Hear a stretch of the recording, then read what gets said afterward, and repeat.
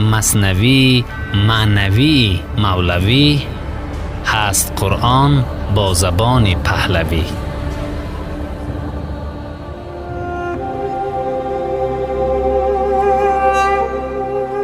داستان نقاشی چینی و صورتگران رومی.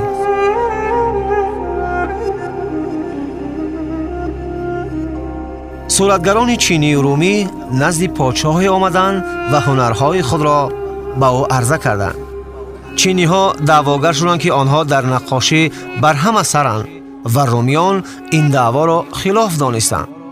پس پادشاه دستور داد هر دسته هنری خود را نشان دهد و قرار شد دو پایگاه در اختیار آنها بگذارند. هر دسته هنرمندی خود را به شاه نشان بدهند. دو خانه در برابر یکدیگر که به هم راه داشتند به هر کدام واگذار شد.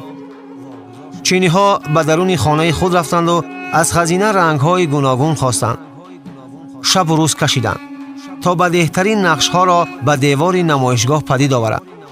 هنرمندان رومی نیز در جایگاه خودشان با کوشش فراوان به صیقل زدن دیوارها پرداختند، نه رنگ به کار بردند و نه نقش آوردند. شب و روز دیوارها را می سابیدند و آنها را چون آینه می نمودند که هر نقش در آنها می تافت، عکس می داد. کارها که انجام شد، شاه به تماشای جایگاه چینی ها آمد. از دیدار هنر آنها و نقش هایی که بر دیوار نگاشته بودند در شگفت شد. با آنها آفرین گفت. آنگاه به خانه رومی ها رفت و آنها پرده خالی آویزانی بین دو خانه را کنار زدند.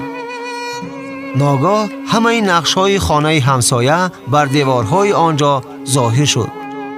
دیوارهای چون آینه همه کار چینیان را بر خود منعکس کردند. عکس آن تصویر و آن کردارها رو به این صافی شده دیوارها. هرچی آنجا دید اینجا به نمود، دیده را از دیده خانه میره بود. رومیان آن صوفیانند ای پسر، بهزی تکرار و کتاب و بهنر. لیک صیقل کردن آن سینه ها، پاگزار و حرص و بخل و کینه ها. اهل صیقل رستن از بوی و رنگ، هر دم بینن خوبی بیدیرنگ.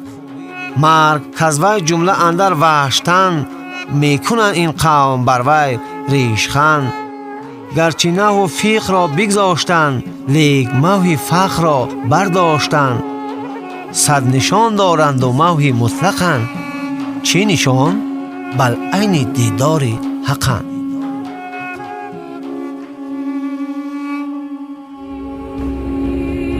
داستان از مثنوی جلال الدین بلخی.